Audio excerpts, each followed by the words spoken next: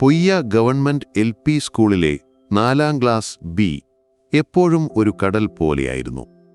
ചിലപ്പോൾ ശാന്തം, മറ്റു ചിലപ്പോൾ ഇളകിമറിയുന്നത്.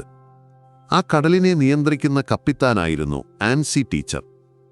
30 വർഷത്തെ സർവീസ് ജീവിതം അവരെ പഠിപ്പിച്ച പാഠങ്ങൾ ഏറെയായിരുന്നു. ഓരോ കുട്ടിയുടെയും ചിരിക്ക് പിന്നിലെ സന്തോഷവും ഓരോ മൗനത്തിന് പിന്നിലെ നോവും അവർക്ക് ഹൃദിസ്ഥമായിരുന്നു.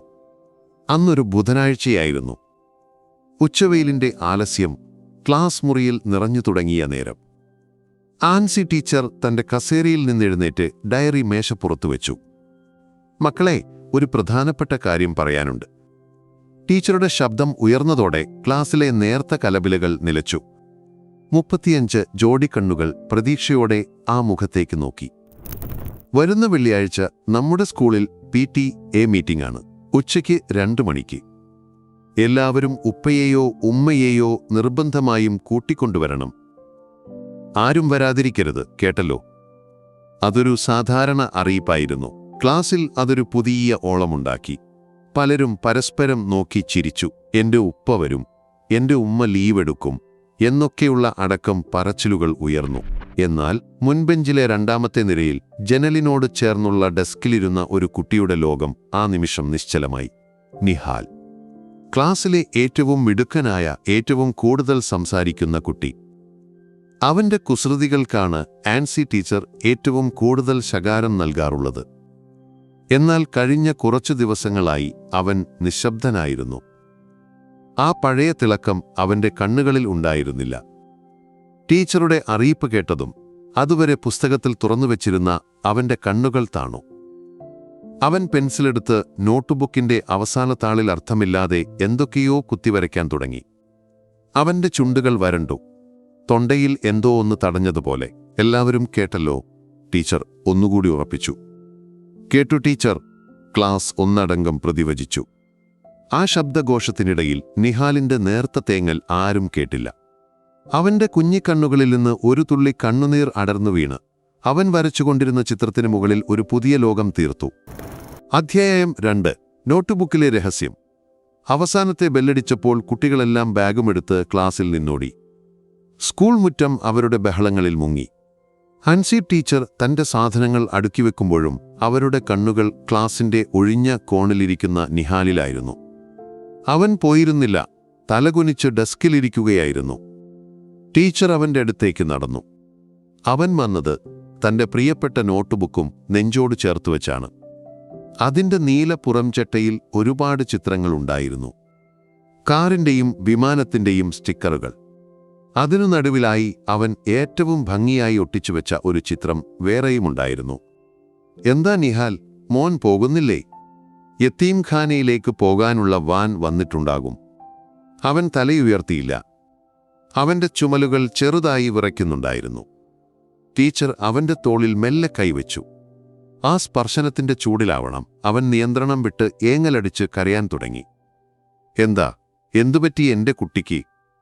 ടീച്ചർ അവനെ ചേർത്തുപിടിച്ച് കസേരയിലിരുത്തി. അവൻ മുഖമുയർത്തി ടീച്ചറെ നോക്കി. ആ കണ്ണുകൾ ചുവന്നിരുന്നു. ടീച്ചറിന് നാളെ PTA മീറ്റിങ്ങിന്. എനിക്ക് വരാൻ ആരുമില്ലല്ലോ. വാക്കുകൾ മുറിഞ്ഞു. അതെന്താ മോനെ അങ്ങനെ പറയുന്നത്?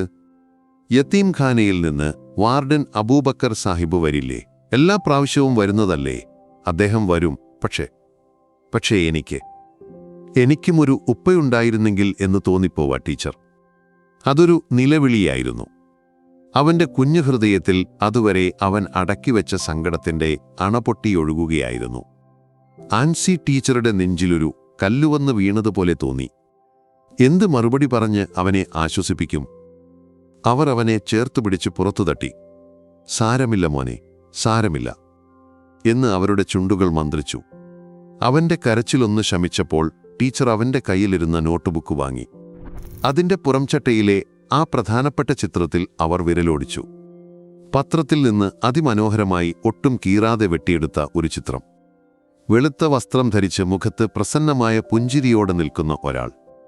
ലോകം മുഴുവൻ അറിയുന്ന ഒരുപാട് പേർക്ക് തണലാകുന്ന ആ വലിയ മനുഷ്യൻ MA യാസിൻ അലി. ആ നിമിഷം ആൻസി ടീച്ചർക്കെല്ലാം മനസ്സിലായി. അവൻ പറയാതെ പറഞ്ഞ അവന്റെ ആഗ്രഹം, അവന്റെ സങ്കല്പത്തിലെ രക്ഷകർത്താവ്, അവന്റെ കുഞ്ഞു മനസ്സിലെ ഹീറോ. എല്ലാം ആ ചിത്രത്തിലുണ്ടായിരുന്നു. നിഹാലിന്റെ ഉപ്പയുടെ മുഖം അതായിരുന്നു. പൊയ്യ ജുമാ മസ്ജിദിനോട് ചേർന്നുള്ള ആ പഴയ ഇരുനില കെട്ടിടത്തിന് ദാറുൽ റഹ്മ എന്നായിരുന്നു പേര്. കാരുണ്യത്തിന്റെ ഭവനം. നിഹാൽ ഉൾപ്പെടെ 50ഓളം കുട്ടികളുടെ ലോകം അതായിരുന്നു. സ്കൂൾ വാൻ യത്തീംഖാനയുടെ മുറ്റത്ത് നിർത്തിയപ്പോൾ നിഹാൽ മൗനമായി ഇറങ്ങി. മറ്റു കുട്ടികൾ കളിക്കാനോടിയപ്പോൾ അവൻ നേരെ തന്റെ മുറിയിലേക്ക് നടന്നു. അവന്റെ കിടക്ക ജനലിനരികിലായിരുന്നു. അവിടെ ഇരുന്നാൽ ദൂരെ അങ്ങാടിയിലെ വെളിച്ചം കാണാം. അവൻ തന്റെ പുസ്തകക്കെട്ടുകൾ മേശയിൽ വെച്ച് ജനലിലൂടെ പുറത്തേക്ക് നോക്കി നിന്നു. ഓരോ വാഹനങ്ങൾ പോകുമ്പോഴും അവൻ പ്രതീക്ഷിക്കും, അതിൽ തന്റെ ഉപ്പയുണ്ടായിരുന്നെങ്കിലെന്ന്. അവന്റെ ഓർമ്മയിൽ ഉപ്പയുടെയും ഉമ്മയുടെയും മുഖങ്ങളില്ല. 3-ാം വയസ്സിൽ ഒരു പെരുന്നാൾ ദിവസം പട്ടണത്തിൽ പോയി മടങ്ങിവരുമ്പോഴുണ്ടായ ഒരു ബസ് അപകടം അവന്റെ ലോകത്തെ മാറ്റിമറിച്ചു. അതിനുശേഷം ഈ യത്തീംഖാനയാണ് അവന്റെ വീട്. എന്താടാ നിഹാലേ, ഇന്നും കണക്കിന് ടീച്ചറുടെ കയ്യിന്ന് കിട്ടിയോ? റൂമിലേക്ക് വന്ന ആസിഫ് അവനെ കളിയാക്കി. ആസിഫിന് ഉപ്പയും ഉമ്മയുമുണ്ട്. അവധിക്കാലത്ത് അവർ വന്ന് അവനെ കൂട്ടിക്കൊണ്ടുപോകും. അത് കാണുമ്പോൾ നിഹാലിന്റെ നെഞ്ചു പിടയും. അവനൊന്നും മിണ്ടിയില്ല. രാത്രി ഭക്ഷണം കഴിഞ്ഞ് വാർഡൻ അബൂബക്കർ സാഹിബ് റൂമുകൾ സന്ദർശിക്കാനെത്തി. അദ്ദേഹം ഒരു പരുക്കൻ മനുഷ്യനായിരുന്നെങ്കിലും ഉള്ളിൽ സ്നേഹമുണ്ടായിരുന്നു. നിഹാലേ, നാളെ PTA മീറ്റിംഗിന് ഞാൻ വരുന്നുണ്ട്. നിന്റെ ടീച്ചറെ കാണണം. പഠിത്തമൊക്കെ എങ്ങനെയുണ്ടെന്ന് ചോദിക്കണം. നിഹാൽ മെല്ലെ തലയാട്ടി. എല്ലാവരും ഉറങ്ങിയെന്ന് ഉറപ്പുവരുത്തിയ ശേഷം നിഹാൽ തന്റെ പുതപ്പിനടിയിൽ കയറി. ബാഗിൽ നിന്ന് നോട്ട്ബുക്കെടുത്ത് ആ ചിത്രം പുറത്തെടുത്തു. മങ്ങിയ വെളിച്ചത്തിൽ അവൻ ആ മുഖത്തേക്ക് നോക്കി. യാസിൻ അലിയുടെ ചിരിക്കുന്ന മുഖം. അവൻ ആ ചിത്രത്തിൽ മെല്ലെ വിരലോടിച്ചു. എന്റെ ഉപ്പ. അവൻ അറിയാതെ മന്ത്രിച്ചു. ആ രാത്രി ആരും കേൾക്കാതെ ഒരു കുഞ്ഞിന്റെ നിശബ്ദമായ പ്രാർത്ഥന ആ മുറിയിൽ തങ്ങി നിന്നു. വീട്ടിലെത്തിയിട്ടും ആൻസി ടീച്ചറുടെ മനസ്സ് ശാന്തമായിരുന്നില്ല. നിഹാലിന്റെ കരയുന്ന മുഖം അവരുടെ ഹൃദയത്തിൽ ഒരു മുറിവുണ്ടാക്കിയിരുന്നു. ചായ കുടിക്കുമ്പോൾ അവർ ഭർത്താവ് ജോസഫിനോട് കാര്യം പറഞ്ഞു. പാവം കുട്ടി, ജോസഫ് പറഞ്ഞു. നമുക്കെന്താ ചെയ്യാൻ പറ്റുക ആൻസി? എനിക്കറിയില്ല ജോസഫേട്ടാ, അവന്റെ നോട്ടം കണ്ടാൽ സഹിക്കില്ല. അവന്റെ മനസ്സിലിരിപ്പ് ആ വലിയ മനുഷ്യനാണ്. അതെങ്ങനെ നടക്കാനാണ്? നീ വെറുതെ ഓരോന്ന് ആലോചിച്ച് തല പുണ്ണാക്കണ്ട. അതൊക്കെ അവന്റെ പ്രായത്തിന്റെ ഓരോ തോന്നലുകളാണ്. ജോസഫ് പറഞ്ഞത് ശരിയായിരിക്കാം. പക്ഷേ ഒരു അധ്യാപിക എന്നതിലുപരി ഒരു അമ്മയുടെ മനസ്സായിരുന്നു അവരുടേത്. സ്വന്തമായി മക്കളില്ലാത്തതിന്റെ വേദന അവർ മറക്കുന്നത് ഈ കുട്ടികളോടുള്ള സ്നേഹത്തിലൂടെയായിരുന്നു. രാത്രി ഏറെ വൈകി. ജോസഫ് ഉറങ്ങിയിരുന്നു. ടീച്ചർക്ക് ഉറക്കം വന്നില്ല. അവർ എഴുന്നേറ്റ് കമ്പ്യൂട്ടർ ഓൺ ചെയ്തു. ഫേസ്ബുക്കിന്റെ നീല വെളിച്ചം മുറിയിൽ പരന്നു. എന്തിനെന്നില്ലാതെ അവർ ടൈപ്പ് ചെയ്യാൻ തുടങ്ങി. ആരുടെയെങ്കിലും ശ്രദ്ധയിൽപ്പെടുമെന്നോ എന്തെങ്കിലും അത്ഭുതം സംഭവിക്കുമെന്നോ അവർ കരുതിയില്ല. അതൊരു ആത്മഗതമായിരുന്നു. ഉള്ളിലെ ഭാരം ഇറക്കിവെക്കാനുള്ള ഒരു ശ്രമം. അവർ നിഹാലിന്റെയോ സ്കൂളിന്റെയോ പേര് പരാമർശിച്ചില്ല. ഇന്ന് എന്റെ 4-ാം ക്ലാസ്സുകാരൻ മോൻ സങ്കടത്തോടെ പറഞ്ഞത് അവന് PTA മീറ്റിംഗിന് വരാൻ ആരുമില്ലെന്നാണ്. എനിക്കും ഒരു ഉപ്പയുണ്ടായിരുന്നെങ്കിൽ എന്ന് പറഞ്ഞ് അവൻ കരഞ്ഞപ്പോൾ എന്റെ നെഞ്ച് തകർന്നുപോയി. അവൻ അത് പറയുമ്പോൾ അവന്റെ നോട്ട്ബുക്കിന്റെ പുറത്തൊരു ചിത്രമുണ്ടായിരുന്നു. പത്രത്തിൽ നിന്ന് വെട്ടിയെടുത്ത അവൻ ആരാധിക്കുന്ന ഒരു വലിയ മനുഷ്യന്റെ ചിത്രം. ആ മുഖം മനസ്സിൽ വെച്ചുകൊണ്ടാവാം അവൻ ഒരു രക്ഷിതാവിനെ ആഗ്രഹിച്ചത്. ആ കുഞ്ഞിന്റെ നിശബ്ദമായ ആഗ്രഹം ആരെങ്കിലും കേൾക്കുന്നുണ്ടാവുമോ? അറിയില്ല. വിറയ്ക്കുന്ന വിരലുകളോടെ അവർ പോസ്റ്റ് ബട്ടൺ അമർത്തി. പിന്നെ കമ്പ്യൂട്ടർ ഓഫ് ചെയ്ത് ജനലിനരികിൽ പോയി നിന്നു. പുറത്ത് ഇരുട്ട് കനത്തിരുന്നു. താൻ ചെയ്തത് ശരിയാണോ? ആ കുഞ്ഞിന് വെറുതെ പ്രതീക്ഷ നൽകുകയാണോ താൻ?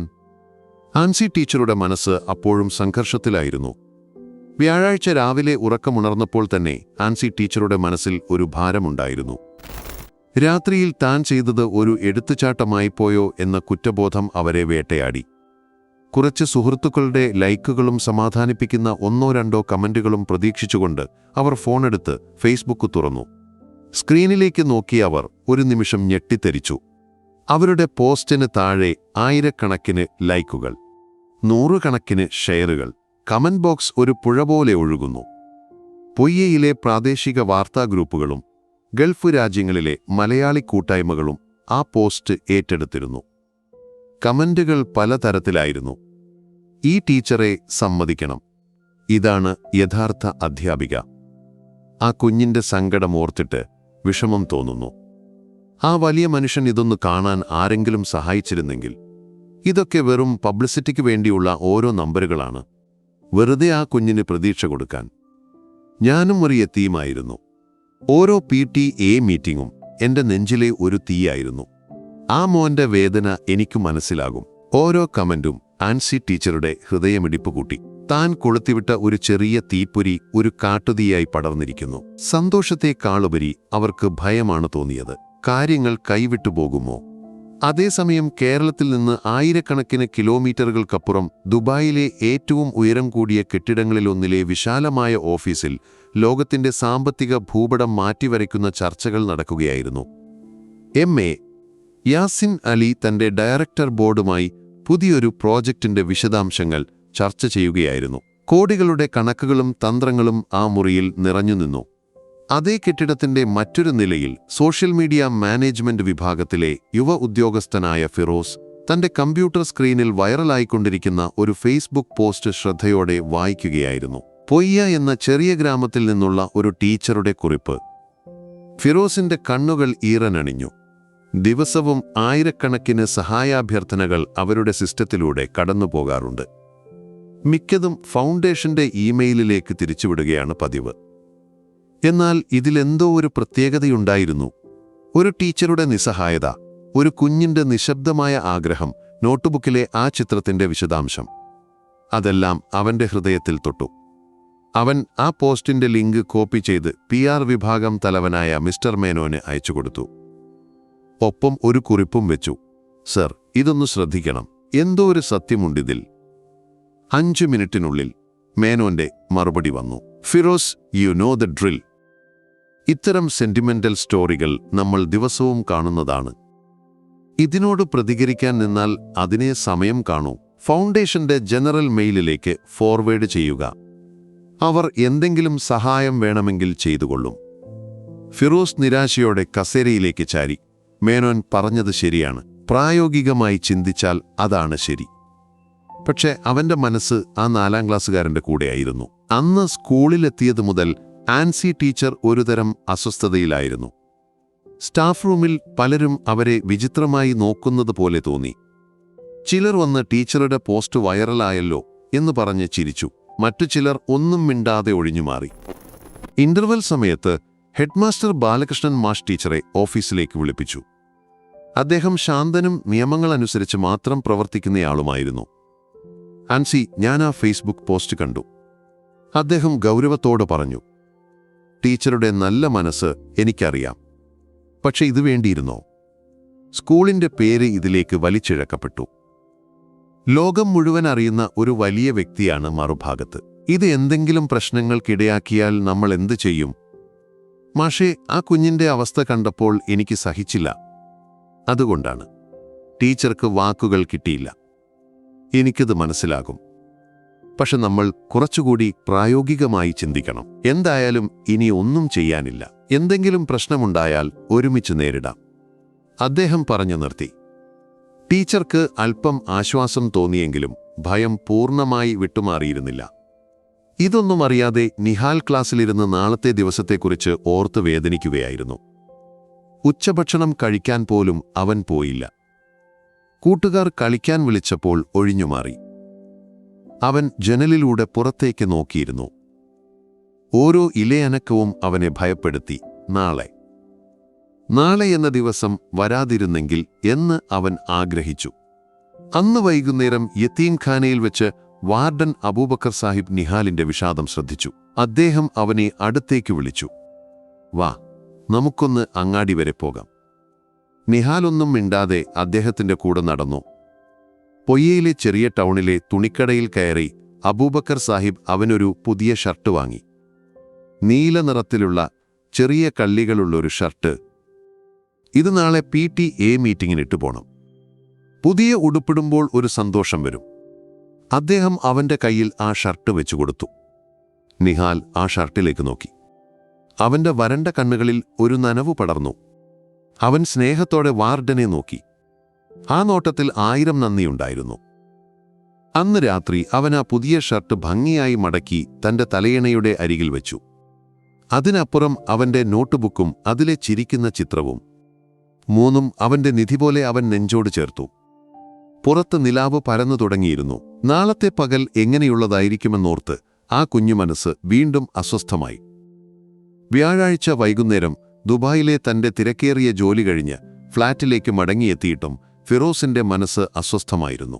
പൊയ്യയിലെ ആ ടീച്ചറുടെ പോസ്റ്റും നോട്ട്ബുക്കിലെ ചിത്രവും ആ 4ാം ക്ലാസ്സുകാരന്റെ മുഖവും അവന്റെ ചിന്തകളെ വലയം ചെയ്തു.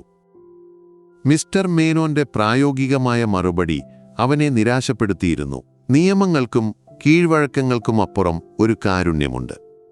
ആ കുഞ്ഞിന് അത് ലഭിക്കണം. ഒരുപാട് ആലോചിച്ച ശേഷം അവനൊരു തീരുമാനമെടുത്തു. അതൊരു പക്ഷേ അവന്റെ ജോലിയെ വരെ ബാധിച്ചേക്കാം. എന്നാലും സാരമില്ല. അവൻ തന്റെ ലാപ്ടോപ്പ് തുറന്നു. യാസിൻ അലി സാഹിബിന്റെ മകളും ഫൗണ്ടേഷന്റെ ജീവകാരുണ്യ പ്രവർത്തനങ്ങളിൽ സജീവമായി ഇടപെടുന്നയാളുമായ സുമയ്യയുടെ ഔദ്യോഗിക ഇമെയിൽ വിലാസം അവൻ കണ്ടെടുത്തു. അദ്ദേഹം നേരിട്ടയച്ചാൽ അത് ശ്രദ്ധിക്കപ്പെടില്ല. പക്ഷേ ഒരു മകളുടെ ഹൃദയത്തോട് സംസാരിച്ചാൽ ചിലപ്പോൾ എന്തെങ്കിലും മാറ്റമുണ്ടാകും. അവൻ ആ ഫേസ്ബുക്ക് പോസ്റ്റിന്റെ ലിങ്കും അതിന്റെ മലയാളം കമന്റുകളുടെ ഒരു ചെറിയ ഇംഗ്ലീഷ് പരിഭാഷയും ചേർത്ത് സുമയ്യയ്ക്ക് ഒരു ഇമെയിൽ അയച്ചു. ബഹുമാനപ്പെട്ട മാഡം, ക്ഷമിക്കണം, ചട്ടങ്ങൾ ലംഘിച്ചാണ് ഞാനിത് അയക്കുന്നത്. പക്ഷേ എന്റെ മനസ്സാക്ഷി അനുവദിക്കുന്നില്ല. കേരളത്തിലെ ഒരു ഗ്രാമത്തിൽ നിന്നുള്ള ഈ പോസ്റ്റ് ഒരുപക്ഷേ താങ്കളുടെ ശ്രദ്ധയിൽപ്പെട്ടിട്ടുണ്ടാകാം. ഇതൊരു സാധാരണ സഹായാഭ്യർത്ഥനയല്ല. ഒരു കുഞ്ഞിന്റെ നിശബ്ദമായ ആഗ്രഹമാണ്. അവന്റെ ലോകത്തിലെ ഹീറോ താങ്കളുടെ പിതാവാണ്. ഇതിലൊരു നന്മയുണ്ടെന്ന് എന്റെ മനസ്സ് പറയുന്നു. ദയവായി ഇതൊന്ന് ശ്രദ്ധിക്കണം. വിറയ്ക്കുന്ന വിരലുകളോടെ അവൻ സെൻഡ് ബട്ടൺ അമർത്തി. ഇനി സംഭവിക്കുന്നതെന്തും നേരിടാൻ അവൻ തയ്യാറായിരുന്നു.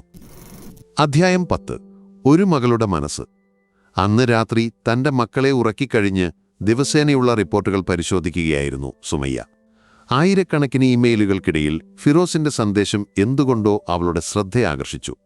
അതിന്റെ തലക്കെട്ടിൽ ഒരു ആത്മാർത്ഥതയുണ്ടായിരുന്നു. അവർ ആ ലിങ്ക് തുറന്ന് ആൻസി ടീച്ചറുടെ പോസ്റ്റ് വായിച്ചു. ഓരോ വാക്കും അവളുടെ ഹൃദയത്തിൽ തൊട്ടു. ഒരു യത്തീം കുട്ടി, അവന്റെ ഉപ്പയെക്കുറിച്ചുള്ള സങ്കടം, നോട്ട്ബുക്കിലെ ചിത്രം. അവൾക്ക് തന്റെ പിതാവിന്റെ പഴയ കാലം ഓർമ്മ വന്നു. കഷ്ടപ്പാടുകളുടെയും ഇല്ലായ്മകളുടെയും നാളുകൾ. ഒരു നേരത്തെ ഭക്ഷണത്തിനു വേണ്ടി കഷ്ടപ്പെട്ട പഴയ ഉടുപ്പുമിട്ട് സ്കൂളിൽ പോയ ഒരു കുട്ടിക്കാലം അദ്ദേഹത്തിനുണ്ടായിരുന്നു എന്ന് പലപ്പോഴും പറഞ്ഞു കേട്ടിട്ടുണ്ട്. ഈ കുഞ്ഞിന്റെ ആഗ്രഹം പണമോ ഡൈമ്പത്തോ അല്ല. ഒരു ദിവസത്തെ സാമീപ്യമാണ്. ഒരു രക്ഷകർത്താവിന്റെ തണലാണ്. അവർ ഫിറോസിനൊരൊറ്റവരിയിൽ മറുപടി അയച്ചു. Thank you for bringing this to my attention, Firoz. I will look into it. ഫിറോസിന്റെ ഹൃദയത്തിൽ ഒരാശ്വാസത്തിന്റെ തണുപ്പ് പടർന്നു. ഒരു ചെറിയ പ്രതീക്ഷ. ഏറെ വൈകി. രാത്രി 11 മണിയോടടുത്ത് എം.എ. യാസിൻ അലി തന്റെ ദിവസത്തെ ഔദ്യോഗിക തിരക്കുകളെല്ലാം കഴിഞ്ഞ് വീട്ടിലെ പഠനമുറിയിൽ വിശ്രമിക്കുകയായിരുന്നു. ലോകം ഉറങ്ങാൻ തുടങ്ങുമ്പോഴാണ് അദ്ദേഹത്തിന് പലപ്പോഴും തന്റേതായ ഒരു നിമിഷം ലഭിക്കുന്നത്.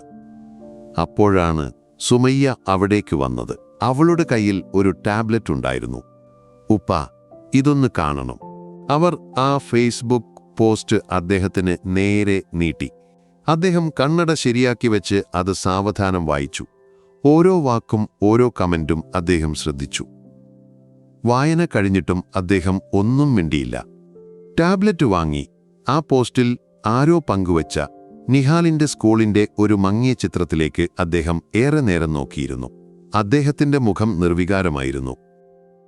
കുറച്ച് നിമിഷങ്ങളുടെ നിശബ്ദതയ്ക്ക് ശേഷം അദ്ദേഹം സുമയ്യയെ നോക്കി. ആ കണ്ണുകളിൽ ഒരു പ്രത്യേക തിളക്കമുണ്ടായിരുന്നു.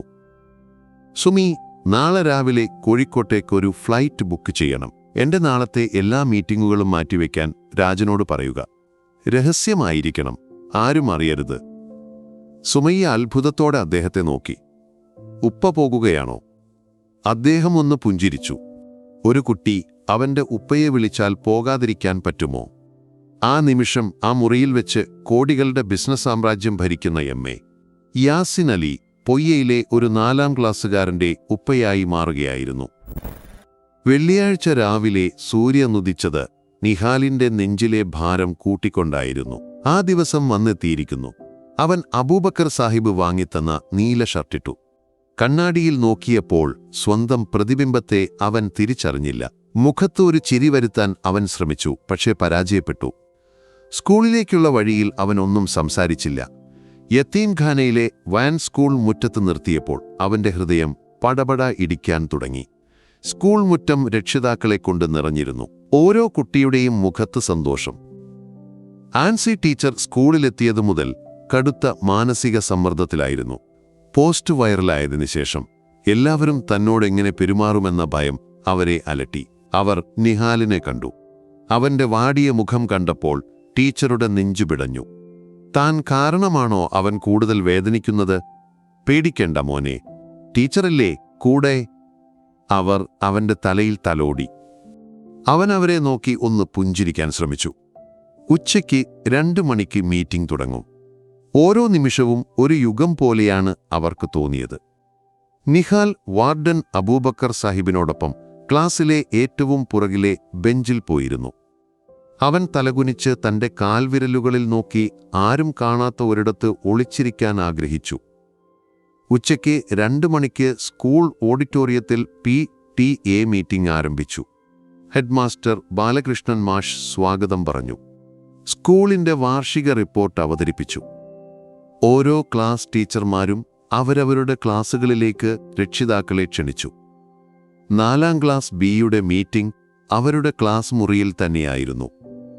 ആൻസി ടീച്ചർ ഓരോ കുട്ടിയുടെയും പഠനകാര്യങ്ങൾ അവരുടെ രക്ഷിതാക്കളുമായി സംസാരിച്ചു. മുറിയിൽ സന്തോഷത്തോടെ സംസാരിക്കുന്ന അച്ഛനമ്മമാരുടെ ശബ്ദം മുഴങ്ങി. ഏറ്റവും പുറകിലെ ബെഞ്ചിൽ അബൂബക്കർ സാഹിബിന്റെ തണലിൽ നിഹാൽ തലകുനിച്ചിരുന്നു. ഓരോ നിമിഷം കഴിയുന്തോറും അവന്റെ അവസാനത്തെ പ്രതീക്ഷയും അണഞ്ഞുപോയിരുന്നു. അവൻ സ്വയം പഴിച്ചു. എന്തിനാണ് താൻ അങ്ങനെയൊരു ആഗ്രഹം മനസ്സിൽ കൊണ്ടു നടന്നത്? ആൻസി ടീച്ചറുടെ ഹൃദയം വേദന കൊണ്ടു വിങ്ങി. അവർക്ക് നിഹാലിന്റെ മുഖത്തേക്ക് നോക്കാൻ ധൈര്യമുണ്ടായിരുന്നില്ല. താൻ നൽകിയ വ്യാമോഹമാണോ ആ കുഞ്ഞിനെ കൂടുതൽ വേദനിപ്പിച്ചത്? സമയം 2:30 കഴിഞ്ഞു. ഇനി ആരും വരില്ല. എല്ലാം അവസാനിച്ചു. അബൂബക്കർ സാഹിബ് നിഹാലിന്റെ തോളിൽ തട്ടി. നമുക്ക് പോകാം മോനെ. നിഹാൽ നിറകണ്ണുകളോടെ എഴുന്നേറ്റു. അവന്റെ കാലുകൾക്ക് ഭാരം വെച്ചതുപോലെ തോന്നി. അവൻ ആൻസി ടീച്ചറെ നോക്കാതെ വാതിലിനടുത്തേക്ക് നടന്നു. അപ്പോഴാണ് അത് സംഭവിച്ചത്. സ്കൂൾ ഗേറ്റിന് മുന്നിൽ അതുവരെ കാണാത്ത ഒരു നിശബ്ദത. പൊടിപിടിച്ച ആ ഗ്രാമീണ വഴിയിലൂടെ കറുത്ത നിറത്തിലുള്ള 3 ആഡംബര കാറുകൾ ഒന്നിനു പുറകെ ഒന്നായി സ്കൂൾ മുറ്റത്തേക്ക് പ്രവേശിച്ചു. ആ കാറുകൾക്ക് വഴിയൊരുക്കാനെന്നോണം ഒരു പോലീസ് ജീപ്പും മുന്നിലുണ്ടായിരുന്നു. സ്കൂൾ മുറ്റത്തും വരാന്തയിലും നിന്നിരുന്ന രക്ഷിതാക്കളും അധ്യാപകരും ഒരുപോലെ അമ്പരന്നു. ആരാണിത്? വിദ്യാഭ്യാസ മന്ത്രിയോ ജില്ലാ കളക്ടറോ? ആരും ഒന്നും പ്രതീക്ഷിച്ചിരുന്നില്ല. മുൻപിലെ കാർ സ്കൂൾ ഓഫീസിനു മുന്നിൽ കൃത്യമായി വന്നു നിന്നു. അതിന്റെ വാതിൽ തുറന്ന് കറുത്ത സ്യൂട്ടണിഞ്ഞ സുരക്ഷാ ഉദ്യോഗസ്ഥർ പുറത്തിറങ്ങി. അവർ ചുറ്റുമൊന്ന് വീക്ഷിച്ചു. പിന്നെ പിന്നിലെ ഡോർ തുറന്നു. വെള്ളക്കതർ വസ്ത്രം ധരിച്ച് മുഖത്ത് ഗൗരവവും പ്രസന്നതയും കലർന്ന ഭാവത്തോടെ ലോകമാദരിക്കുന്ന ആ മനുഷ്യൻ കാറിൽ നിന്നിറങ്ങി. MA യാസിൻ അലി. ഒരു നിമിഷം സ്കൂൾ മുറ്റം ശ്വാസമടക്കി പിടിച്ചു നിന്നു. പിന്നെ തിരിച്ചറിവിന്റെ ഒരു വലിയ തിരമാല എല്ലാവരിലും അലയടിച്ചു. ആളുകൾക്കിടയിൽ ഒരു മർമ്മരമുയർന്നു. പലരും വിശ്വസിക്കാനാവാതെ പരസ്പരം നോക്കി. ചിലർ മൊബൈൽ ഫോൺ എടുത്ത് ആ ദൃശ്യം പകർത്താൻ ശ്രമിച്ചു. അദ്ദേഹം അതൊന്നും ശ്രദ്ധിച്ചില്ല. ചുറ്റുമുള്ള ബഹളങ്ങളെ അവഗണിച്ച് ശാന്തമായ കാൽവെപ്പുകളോടെ അദ്ദേഹം സ്കൂൾ കെട്ടിടം ലക്ഷ്യമാക്കി നടന്നു. ഹെഡ്മാസ്റ്റർ ബാലകൃഷ്ണൻ മാഷ് പരിഭ്രമത്തോടെ ഓഫീസിൽ നിന്നിറങ്ങിയോടി. എന്തു ചെയ്യണമെന്നോ എന്തു പറയണമെന്നോ അദ്ദേഹത്തിന് അറിയില്ലായിരുന്നു. യാസിൻ അലി അദ്ദേഹത്തിന്റെ അടുത്തേക്ക് ചെന്ന് പുഞ്ചിരിയോടെ കൈകൊടുത്തു. പേടിക്കേണ്ട, ഞാനൊരു രക്ഷിതാവായി വന്നതാണ്. അദ്ദേഹം ചുറ്റും കണ്ണോടിച്ചു. 4ാം ക്ലാസ് ബി എവിടെയാണ്? അമ്പരന്നു നിന്ന ഒരു ടീച്ചർ ക്ലാസ് മുറിയിലേക്ക് വിരൽ ചൂണ്ടി. അദ്ദേഹം ക്ലാസ് മുറിയുടെ വാതിൽക്കലെത്തി. അപ്പോഴേക്കും പുറത്ത് വലിയൊരു ആൾക്കൂട്ടം രൂപപ്പെട്ടിരുന്നു. വാതിലിനടുത്തേക്ക് നടന്നു പോവുകയായിരുന്ന നിഹാൽ പിന്നിലെ ബഹളം കേട്ട് തിരിഞ്ഞുനോക്കി. വാതിൽക്കൽ നിൽക്കുന്ന ആളെ കണ്ടതും അവൻ തറഞ്ഞു നിന്നുപോയി. അവന്റെ ശ്വാസം ഒരു നിമിഷം നിലച്ചു. ഇത് സ്വപ്നമാണോ? താൻ കാണുന്നത് സത്യമാണോ? തന്റെ നോട്ട്ബുക്കിലെ ചിത്രത്തിലുള്ള അതേ രൂപം, അതേ പുഞ്ചിരി. യാസിൻ അലി ആൾക്കൂട്ടത്തിനിടയിലൂടെ നടന്ന് നിശ്ചലനായി നിൽക്കുന്ന നിഹാലിന്റെ മുന്നിലെത്തി. അദ്ദേഹം അവന്റെ മുന്നിൽ മുട്ടുകുത്തിയിരുന്നു. ആ കുഞ്ഞിക്കണ്ണുകളിലേക്ക് സ്നേഹത്തോടെ നോക്കി. മോന്റെ നോട്ട്ബുക്കിന്റെ പുറത്തൊരു ഫോട്ടോയുണ്ടെന്ന് ഒരു ടീച്ചർ എഴുതിയത് കണ്ടിരുന്നു. അദ്ദേഹത്തിന്റെ ശബ്ദം ശാന്തവും ആർദ്രവുമായിരുന്നു. ആ ഫോട്ടോയിലുള്ള ആൾ നേരിട്ട് വന്നാൽ മതിയോ ഉപ്പയായിട്ട്? ആ ചോദ്യം കേട്ടതും അതുവരെ പിടിച്ചു നിർത്തിയ നിഹാലിന്റെ എല്ലാ നിയന്ത്രണങ്ങളും വിട്ടുപോയി. അവൻ ഒരു വലിയ തേങ്ങലോടെ കരഞ്ഞുകൊണ്ട് അദ്ദേഹത്തിന്റെ നെഞ്ചിലേക്ക് വീണു. ഉപ്പ! ആ ഒരൊറ്റ വിളിയിൽ എല്ലാം ഉണ്ടായിരുന്നു. അവന്റെ സങ്കടം, അവന്റെ കാത്തിരിപ്പ്, അവന്റെ സന്തോഷം, അവന്റെ സ്നേഹം, എല്ലാം. യാസിൻ അലി അവനെ ഇറുകെ പുണർന്നു. ആ വലിയ മനുഷ്യന്റെ കണ്ണുകളും ചെറുതായി നനഞ്ഞിരുന്നു. അന്ന് ആ PTA മീറ്റിംഗിൽ ഒരു ഒഴിഞ്ഞ കസേരയുടെ സ്ഥാനത്ത് ലോകം ബഹുമാനിക്കുന്ന ആ വലിയ മനുഷ്യൻ ഇരിക്കുമ്പോൾ ഒരു കുഞ്ഞിന്റെ നിശബ്ദമായ പ്രാർത്ഥനയ്ക്ക് ലഭിച്ച ഏറ്റവും മനോഹരമായ ഉത്തരമായി അത് മാറി. PTA മീറ്റിംഗിന്റെ ഔദ്യോഗിക നടപടികൾക്ക് ശേഷം ഹെഡ്മാസ്റ്ററുടെ അഭ്യർത്ഥന പ്രകാരം MA യാസിൻ അലി മൈക്കിനരികിലേക്ക് വന്നു. ഓഡിറ്റോറിയം നിശബ്ദമായിരുന്നു. എല്ലാവരും കാത്തിരുന്നത് ഒരൊറ്റ കാര്യത്തിനായിരുന്നു: ഇതെങ്ങനെ സംഭവിച്ചു എന്നറിയാൻ. അദ്ദേഹം നിഹാലിനെ അരികിൽ ചേർത്തു നിർത്തി സംസാരിച്ചു തുടങ്ങി. പ്രിയമുള്ളവരെ, ഞാനിന്നിവിടെ വന്നത് ഒരു വ്യവസായിയായിട്ടല്ല, ഒരു പ്രസംഗകനായിട്ടുമല്ല. ഈ നിൽക്കുന്ന എന്റെ മോന്റെ ഉപ്പയായിട്ടാണ്. അദ്ദേഹം നിഹാലിന്റെ തലയിൽ തലോടി. നിങ്ങളിൽ പലരും അത്ഭുതപ്പെടുന്നുണ്ടാകും ഞാൻ എങ്ങനെ ഇവിടെ എത്തിയെന്ന്. ദുബായിലെ എന്റെ തിരക്കുകൾക്കിടയിൽ കേരളത്തിലെ ഈ ചെറിയ ഗ്രാമത്തിലെ ഒരു കുഞ്ഞിന്റെ മനസ്സിലെ ആഗ്രഹം ഞാൻ എങ്ങനെ അറിഞ്ഞുവെന്ന്. അതിന് കാരണം 3 പേരാണ്, അദ്ദേഹം തുടർന്നു. ഒന്നാമത്തെയാൾ ഈ കുഞ്ഞിന്റെ വേദന സ്വന്തം വേദനയായി കണ്ട അവന്റെ നിശബ്ദമായ ആഗ്രഹത്തെ ലോകത്തോട് വിളിച്ചു പറയാൻ ധൈര്യം കാണിച്ച ഈ സ്കൂളിലെ ആൻസി ടീച്ചറാണ്. അദ്ദേഹം ടീച്ചറെ നോക്കി പുഞ്ചിരിച്ചു. ടീച്ചറുടെ കണ്ണുകൾ നിറഞ്ഞൊഴുകി. രണ്ടാമത്തെയാൾ എന്റെ കമ്പനിയിലെ ഒരു സാധാരണ ഉദ്യോഗസ്ഥനായ ഫിറോസ് എന്ന ചെറുപ്പക്കാരനാണ്. ആയിരക്കണക്കിന് സന്ദേശങ്ങൾക്കിടയിൽ നിന്ന് ഈ ഒരു കുറിപ്പിലെ നന്മ തിരിച്ചറിഞ്ഞ് നിയമങ്ങൾക്കപ്പുറം ഒരു മനുഷ്യനായി ചിന്തിച്ച അവനാണ് ഈ വിവരം എന്റെ ശ്രദ്ധയിൽപ്പെടാൻ കാരണക്കാരനായത്. മൂന്നാമത്തെയും ഏറ്റവും പ്രധാനപ്പെട്ടതുമായ ആൾ എന്റെ മകൾ സുമയ്യയാണ്. അവളാണ് ഈ പോസ്റ്റ് എനിക്ക് കാട്ടിത്തന്നിട്ട് പറഞ്ഞത്: ഉപ്പ, ലോകത്തിലെ എല്ലാ തിരക്കുകളെക്കാളും വലുതാണ് ഒരു കുഞ്ഞിന്റെ കണ്ണുനീർ എന്ന്. അവളുടെ വാക്കുകൾ കേട്ടപ്പോൾ എനിക്കെന്റെ പഴയ കാലം ഓർമ്മ വന്നു. ഒരുപാട് ആഗ്രഹങ്ങൾ ഉണ്ടായിട്ടും അതൊന്നും ആരോടും പറയാൻ കഴിയാതെ ഉള്ളിലൊതുക്കി ജീവിച്ച ഒരു കുട്ടിക്കാലം എനിക്കുമുണ്ടായിരുന്നു. അതുകൊണ്ട് ഈ മോന്റെ വിളി കേട്ടപ്പോൾ എനിക്ക് വരാതിരിക്കാൻ കഴിഞ്ഞില്ല. ഓർക്കുക, നമ്മുടെ കുട്ടികളുടെ മനസ്സിലെ ആഗ്രഹങ്ങൾ ചെറുതായിരിക്കാം, പക്ഷേ അത് അവർക്ക് നൽകുന്ന സന്തോഷം വളരെ വലുതാണ്. അവരുടെ സ്വപ്നങ്ങൾക്ക് ചിറകുകൾ നൽകേണ്ടത് നമ്മളാണ്, അദ്ദേഹം പറഞ്ഞു നിർത്തി. അതിനുശേഷം അദ്ദേഹം ഒരു പ്രഖ്യാപനം നടത്തി: ഇന്നു മുതൽ നിഹാൽ എന്റെ മകനാണ്. അവന്റെ വിദ്യാഭ്യാസം ഉൾപ്പെടെയുള്ള എല്ലാ കാര്യങ്ങളും എന്റെ ഫൗണ്ടേഷൻ നോക്കിക്കൊള്ളും. അതുമാത്രമല്ല, പൊയ്യ ഗവൺമെന്റ് LP സ്കൂളിന്റെ നവീകരണത്തിനായി ഒരു വലിയ തുകയും ദാറുൽ റഹ്മ യതീംഖാനയുടെ പ്രവർത്തനങ്ങൾക്കായി ഒരു വാർഷിക ഗ്രാന്റും അദ്ദേഹം വാഗ്ദാനം ചെയ്തു. കരഘോഷങ്ങൾക്കിടയിൽ നിഹാൽ തന്റെ പുതിയ ഉപ്പയെ അത്ഭുതത്തോടെയും ആരാധനയോടെയും നോക്കി നിന്നു. പോകാൻ സമയമായപ്പോൾ യാസിൻ അലി നിഹാലിനെ അടുത്തേക്ക് വിളിച്ചു. ഉപ്പയ്ക്കിപ്പോൾ പോകണം, പക്ഷെ ഞാൻ വിളിക്കും. മോൻ നന്നായി പഠിക്കണം, വലിയ ആളാകണം. അദ്ദേഹം തന്റെ പേഴ്സണൽ നമ്പർ എഴുതിയ ഒരു കാർഡ് അവന് നൽകി. എന്ത് ആവശ്യമുണ്ടെങ്കിലും ഈ നമ്പറിൽ വിളിക്കണം. നിഹാൽ നിറഞ്ഞ കണ്ണുകളോടെ തലയാട്ടി. കാർ സ്കൂൾ മുറ്റത്തുനിന്ന് നീങ്ങുമ്പോൾ അവൻ കൈവീശി. ആ കാർ കണ്ണിൽ നിന്ന് മറയുന്നതുവരെ അവൻ അവിടെ തന്നെ നിന്നു. അതൊരു അവസാനമായിരുന്നില്ല, ഒരു പുതിയ ജീവിതത്തിന്റെ തുടക്കമായിരുന്നു. കുറച്ചു മാസങ്ങൾക്ക് ശേഷം പൊയ്യ സ്കൂളിന്റെ മുഖച്ഛായ മാറിയിരുന്നു. നിഹാൽ ക്ലാസ്സിലെ ഏറ്റവും സന്തോഷവാനായ കുട്ടിയായി. എല്ലാ ഞായറാഴ്ചയും അവൻ തന്റെ ഉപ്പയെ വീഡിയോ കോളിൽ വിളിക്കും. മണിക്കൂറുകളോളം സംസാരിക്കും. ക്ലാസ് മുറിയുടെ ജനലരികിലിരുന്ന് ആൻസി ടീച്ചർ ആ കാഴ്ച കാണുമ്പോൾ അവരുടെ ഹൃദയം സന്തോഷം കൊണ്ട് നിറയും. ഒരു കുഞ്ഞിന്റെ നിശബ്ദമായ പ്രാർത്ഥന, ഒരു ടീച്ചറുടെ കാരുണ്യം, ഒരു വലിയ മനുഷ്യന്റെ നന്മ, അതെല്ലാം ചേർന്നപ്പോൾ ഒരു പുതിയ ചരിത്രം രചിക്കപ്പെടുകയായിരുന്നു.